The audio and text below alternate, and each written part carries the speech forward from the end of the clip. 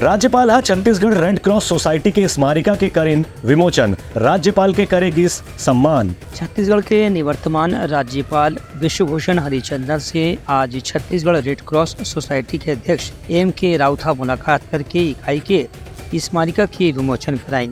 ये बिरमा राज्यपाल हकीहिन की छत्तीसगढ़ में रेड क्रॉस सोसाइटी के काम काफ़ी अच्छा है और प्रदेश के अलग अलग जिला में भी रेड क्रॉस सोसाइटी डहार ले समय समय पर स्वास्थ्य जागरूकता, एड्स के प्रति जागरूकता सहित अनेक प्रकार के स्वास्थ्य संबंधी कार्यक्रम के आयोजन करे जाते हैं।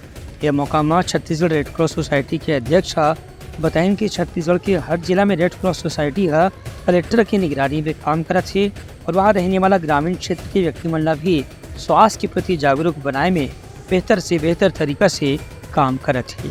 Bureau report Telangana news.